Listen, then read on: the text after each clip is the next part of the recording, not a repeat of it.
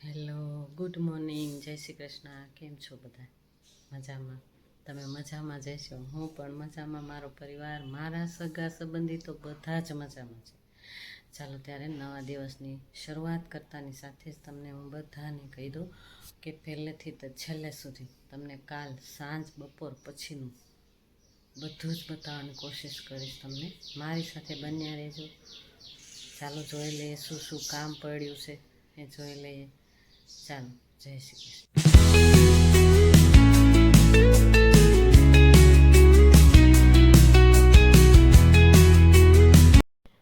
લોકો શું કહેશે?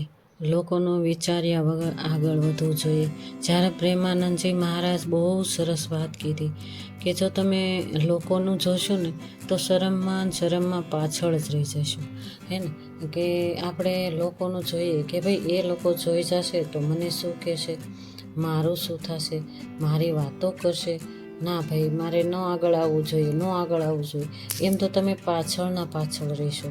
પ્રેમાનંદજી મહારાજ કેટલી સરસ એવી વાતો કરતા હોય ત્યારે એટલું આપણને એમ થાય કે ના સાચી વાત છે કે લોકોનું જાણ્યા જોયા વગર જ આપણે આગળ હાલવું જોઈએ. બરાબર ને? જો બદલાતા લોકો અને બદલાતા સંબંધો અને બદલાતી ઋતુઓ, હે ને, બદલાતા લોકો, બદલાતા સંબંધો, બદલાતી ઋતુઓ, આ ત્રણેય આપણને દેખાતા તો નથી જ, પણ એની મહેસૂસતા જરૂર કરીએ છીએ. હે ને, મહેસૂસતા જરૂર કરીએ છીએ. ચાલો ત્યારે બધાને મારા જય શ્રી કૃષ્ણ. અને જો આજે છે રવિવાર છે અને ચોથું નોરતું પણ છે, ચૈતરી ચોથું નોરતું. એટલા માટે મેં માતાજીને મસ્ત એવી લાપસી બનાવી, ગોળમાં લાપસી બનાવી, ઘીથી ખૂબ સરસ શેકી લીધું. કકરો લોટ હતો, ગોળનો ભાખરીનો લોટ, મસ્ત એવી લાપસી માતાજીને સવારમાં જ મેં બનાવી. અને આજે રવિવાર છે એટલા માટે મેં ભોગ લગાવો તો મારે, એટલે પહેલાં નાહી ધોઈ અને મારું જે નિત્ય નિયમ પ્રમાણે મેં જે કામ કરતી હોઉં છું વહેલા ઉઠીને બ્રહ્મ મુહૂર્તથી, એ મેં કરી નાખ્યું. ઓમકારા, ધ્યાન, પ્રભુ પિતાની યાદ, એક્સરસાઇઝ, વ્યાયામ એ બધું મેં શૂટિંગમાં નથી લીધું, પણ મારું મેં કરી નાખ્યું. પછી નાહી ધોઈ અને મસ્ત એવી લાપસી માતાજીને, આજે તો રવિવાર છે ને તો જુદું ભોગ લગાવતા હોઈએ. પ્રસાદ માટે મેં લાપસી સવારમાં જ બનાવી નાખી અને માતાજીને પ્રસાદ હમણાં લગાવી દઈશું. હમણાં મેં તમને વાત જે કરીને એ મસ્ત એવા સુવિચાર કહો કે નાની એવી સ્ટોરી કહો. બરાબર ને? આપણે કાંઈક ને કાંઈક તો શીખ મળતી જ હોય છે. જે ગુરુને સાંભળતા હોય, કોઈ પ્રેમાનંદજી મહારાજ હોય કે કોઈ ગમે તે કથાકારક હોય, એમાંથી કાંઈક ને કાંઈક શબ્દો આપણને લાગુ પડતા લેવા જ જોઈએ. ચાલો ત્યારે માતાજીની લાપસી તૈયાર થઈ ગઈ અને દીવાબત્તી મસ્ત એવા કરી લીધા. આજે ચોથા નોરતાનું મેં સરસ એવું પૂજન કર્યું, ફૂલોથી શણગાર કર્યો માતાજીને. જો આ જાસૂદના ફૂલ છે અને આ વ્હાઈટ ગુલાબ જેવા ફૂલ છે, આનું નામની મને ખબર નથી, પણ આ સરસ એવો એકદમ સરસ ફૂલ છે. આ ગુલાબના ફૂલ જેવા જ ફૂલ છે, વ્હાઈટ. એટલે વ્હાઈટ ફૂલથી પણ મેં માતાજીને શણગાર કર્યો અને કંકુના ચાંદલા સાથે મસ્ત એવું તિલક કર્યું માતાજીને. અને ભોગ પણ મેં તમને આગળ બતાવી, લાપસી ધરાવી દીધી અને દીવાબત્તી મસ્ત એવો પોઝિટિવ વાતાવરણની અંદર સરસ એવું અત્યારે વાતાવરણ ખીલી ઉઠ્યું હતું કે માતાજી એમ થયું કે સાક્ષાત અમારા ઘરમાં જ બિરાજમાન થઈ ગયા છે.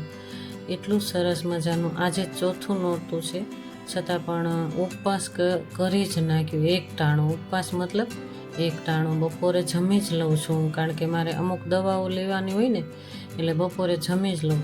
સાંજે એવું લાગે તો જ ફરાળ કરવાનું, નહીંતર ફરાળ ન કરું. થોડા ઘણું ફ્રૂટ હોય અથવા તો કાંઈ જ્યુસ બનાવ્યું હોય તો લઈ લેવાનું. કે એવું લાગે કે કાંઈ આપણે દવા લેવાની જરૂર પડી છે, કોઈ ગોળી લેવાની જરૂર પડી હોય ને, તો આપણે એને થોડુંક કંઈક ખીચડી, સાબુદાણાની ખીચડી બનાવવાની કે કાંઈ પણ એવું લઈ લેવાનું. એમ કે થોડી ભૂખ લાગે. મને થાઇરોઇડ છે એટલે થોડીક ભૂખ પણ લાગતી હોય ક્યારેક. એટલે હું એવું કાંઈ લઈ લેતી હું. જો કપડાં પણ ધોઈ નાખીએ. ભાઈ આજ તો અમારે બહાર જવાનું છે, એ તમને તો મેં શૂટિંગમાં નથી જ લીધું, કારણ કે સવારમાં જ બધું કામ પતાવી અને હું અને મારા ફ્રેન્ડ બહાર જવાના હતા, માર્કેટમાં જવાના હતા, કાંઈક થોડા ઘણી વસ્તુ પણ લેવાની હતી. એટલે મેં તમને આ શૂટિંગમાં તો નથી જ બતાવ્યું, કારણ કે અમુક મોબાઈલના પ્રશ્નો થઈ ગયા છે ને, એટલે હું બહુ વધુ પડતું મારે બતાવવું જ હોય. ઝીણી વાત બધી જ તમને મારે શેર કરવી હોય, પણ હું નથી કરી શકતી. જ્યારે મારી આગળ મસ્ત એવો મોબાઈલ આવશે ને, ત્યારે હું તમને મસ્ત બધું જ શેર કરીશ. જો આ ભીંડી સુધારી નાખી હતી, મારા હસબન્ડને ભીંડી જ ખાવી ગઈ. મેં મારા માટે એક મરચું હોય એમાં 2 ટુકડા કરી અને મરચું અડધું શાકમાં નાખી દીધું સમારી, અને એક ટમેટું પડ્યું હતું મારે, કાચું ટમેટું, એટલે કાચા ટમેટાની ચટણી જેવું બનાવીને મને એવું ભાવે, એટલે જો હિંગ નાખી દીધી અને જીરું રાઈ નાખીને વઘાર કરી નાખ્યું, અને મિની ટમેટા થોડાક નાખ્યા, અને આ સાઈડ મારા હસબન્ડને લસણમાં મસ્ત એવો ભીંડો કરી દીધો. સરસ એવો ભીંડો પણ બાજુમાં ચડતો જાય, એમાં પણ મસાલો કરતી જાઉં છું, એમાં પણ જોતી જાઉં છું, ધ્યાન કરતી જાઉં છું, અને આ સાઈડ પણ જોતી જાઉં છું. 2 બાજુ શાક બની જ ગયા, કેમકે થોડી જલ્દીમાં, એમ કે બનાવવાની જલ્દી નહોતી, પણ ક્યાંક જવાનું હોય ને ત્યારે એમ થાય કે ચાલો આ બનાવીને ગયા હોય ને રસોઈ, તો આપણે ટેન્શન ના રહે. ગમે ત્યાંથી આવ્યા હોય ને તો આમ ટેન્શન ના રહે. મોડાવેલું થયું હોય ને તો રસોઈ બધી બનાવીને જ જવું જોઈએ. મસ્ત એવો ભીંડો, દહીંવાળો ભીંડો કરવાનો છે. એટલે જો ટમેટાની ચટણી પણ સરસ થઈ ગઈ, અને ભીંડો દહીંવાળો પણ તૈયાર થઈ જ ગયો. સરસ ભીંડો તૈયાર થઈ જ ગયો. સરસ એવો ભીંડો બની જાય. એટલે મારા હસબન્ડ કે હું છે ને ઘરે ક્યારે એમ થાય કે ભૂખ લાગશે ને તો જમી લઈશ, નહીંતર સાથે જ. તો 2 વાગી ગયા હતા, અત્યારે 2 વાગી ગયા ત્યારે અમે જમ્યા, અને બધું જ કામ પતાવી દીધું હતું. એ મેં શૂટિંગમાં નથી લીધું. સરસ એવું કચરા પોતા ઝાપડ ઝૂપડ બધું જ કામ કરી નાખ્યું. ચાલો જમવા. બધાય થાળી મારી તૈયાર થઈ ગઈ. જો લાપસી પણ પ્રસાદીવાળી છે. જો આ મારે આ શૂટિંગ કાલ રાતનું છે. કાલ રાત્રે મેં આ બ્લાઉઝ છે, આ બ્લાઉઝ મેં મારી જાતે જ સીવ્યું. આજે 1.5 કે 2 વર્ષ પહેલાં સીવ્યું છે, પણ આ બ્લાઉઝ છે ને મને હવે તો થોડું શરીરમાં પણ ફેર પડી ગયું છે. થાઇરોઇડમાં થોડો ફેર પડ્યો હોય, એટલે મારું ચરબી પણ લોસ થતી હોય એવું લાગે. એટલે આ બધા બ્લાઉઝ મને ઢીલા થાય, કપડાં બધા ઢીલા થવા લાગ્યા, ડ્રેસ ઢીલા થવા લાગ્યા. એટલે હું બેસી ગઈ આજે તો મશીન લઈને બેસી ગઈ. જો આ બ્લાઉઝ મેં મારી જાતે ડિઝાઇનવાળું, મારા બધા લગભગ ડિઝાઇનવાળા બ્લાઉઝ છે. મસ્ત એવું ડિઝાઇનવાળું બ્લાઉઝ મેં બનાવ્યું હતું 2 વર્ષ પહેલાં, 1.5 વર્ષ કે 2 વર્ષ પહેલાં, જ્યારે મારો દીકરો હતો ને ત્યારે આવા ડિઝાઇનવાળા હું બહુ જ પહેરતી અને બહુ મને ગમતા. જો કેટલી ફાઇન ડિઝાઇન છે ને, મસ્ત. જો આમાં દોરી મૂકવાની પણ જરૂર ન હોય, એટલી મસ્ત ડિઝાઇન છે. એક ઊભી એમ નામ અને સાઈડમાંથી ગોળ, એટલું મસ્ત. આમ પહેર્યા પછી ફિટિંગ પણ મસ્ત આવતું હતું. અને આ બધા મેં મારી જાતે જ સીવું છું. ક્યારેક સિલાઈનું પણ તમને બતાવવાની કોશિશ કરીશ. કાલ રાતના મને એમ થઈ ગયું કે આ ફિટિંગ બધા જ ડ્રેસોમાં મારે લેવું જ પડશે. હું લગભગ મશીને ઓછી બેસું છું, કારણ કે પહેલાં હું બહુ કામ કરતી, ડ્રેસ બ્લાઉઝ બધું. અને હવે મારા આંખના નંબર પણ થોડા વધવા લાગ્યા, એટલે મારા છોકરાઓ મને મુકાઈ દીધું કે મમ્મી હવે કાંઈ જ કરવું નથી. જો આ બધા ફિટિંગ કર્યા મેં મારા ડ્રેસના, અને જો આ સરસ એવો થપ્પો વાળીને આ બધા ફિટિંગ કરી નાખ્યા. જો મસ્ત એવા ફિટિંગ થઈ ગયા. ચાલો આ મેં કેરી બોળી દીધી હતી આગલા દિવસે, મીઠું હળદર નાખી અને સૂકવી દીધી. અને આ મેં તમને વાત કરી ને કે આગળ મેં મસાલો તૈયાર લઈ લઉં છું. આ અચાર મસાલો છે ગાય સાબ, હું એ જ વાપરું છું, કારણ કે એ મસાલાથી એટલું સ્વાદિષ્ટ અથાણું થાય છે. જો હું ઘરે મેં તમને પહેલાં વચ્ચે ગાજર કર્યા ને ત્યારે મેં તમને વાત કરી હતી, હું ઘરે પણ આ મસાલો બનાવું જ છું. પણ અમારે હવે 2 જણાને જ ખાવાનું, મારી દીકરીને મોકલીએ, પણ એટલું બધું ઝાઝું હોય નહીં. એટલે આ તાજું મસાલો બહુ મસ્ત એવું જો આ કેરીનું પણ મસ્ત એવું અથાણું બની ગયું. સરસ અથાણું મસ્ત. જો આ બરણી મેં કાચની નથી, પ્લાસ્ટિકની જ છે, ડબ્બો છે. ગમે એ ડબ્બામાં આપણે સ્ટોરેજ કરી અને એ તાજું ખાવા માટે આગળ રાખવાનું છે. મેં અગાઉથી જ બધું આ તૈયારી કરી લીધી હતી. અને તેલ જરૂર પડે ને તો ગરમ થયેલું ઠંડુ તેલ નાખવાનું, ગરમ કરી અને ઠંડુ કરી નાખવાનું. એવું લાગે કે નાખવું પડશે તો જ નાખવાનું. ચાલો ત્યારે અમે કાલ બપોર પછી ગયા હતા ચાલવા, હું અને મારા નણંદ. રોજ હું તમને કહેતી હોઉં પણ શૂટિંગ ન લેતી હોઉં. મારા નણંદ અને હું ડેમે હાલવા જઈએ. અમે લગભગ 2-4 કિલોમીટર દૂર થાય અમારા ઘરથી ડેમ. તો ત્યાં આગળ અમે ચાલવા ગયા. તો એટલું જો કાલે એટલા માણસો આવ્યા હતા ફરવા, અને એટલા છોકરાઓ, રમોજી છોકરાઓ હતા. અને અમારે ત્યાં આગળ મેળા જેવું થાય. ઘણી વાર રજાના દિવસો હોય ને તો મેળા જેવું થાય. તો કાલ બકરી ઈદ કહેવામાં આવતી હતી, લગભગ કાલ બકરી ઈદ હતી. તો છોકરાઓ એવા હતા અને રમોજી. જો અમે ચણ પણ ચકલાની લેતા જઈએ સાથે સાથે, ક્યારેક યાદ આવે ને ત્યારે ચણ પણ લેતા જઈએ. ત્યાં કબૂતર, ચકલા, કાબરું અને પક્ષીઓ એટલા બધા આવતા હોય છે ઘણીવાર. તો અમારા નણંદ એટલી ચણ ઝાઝી બધી લેતા આવ્યા હતા, કણકી, ભાતની કણકી. તો અમે એ નાખી દીધી અને હવે અમે ઉપર જઈએ છીએ, પાળાની ઉપર.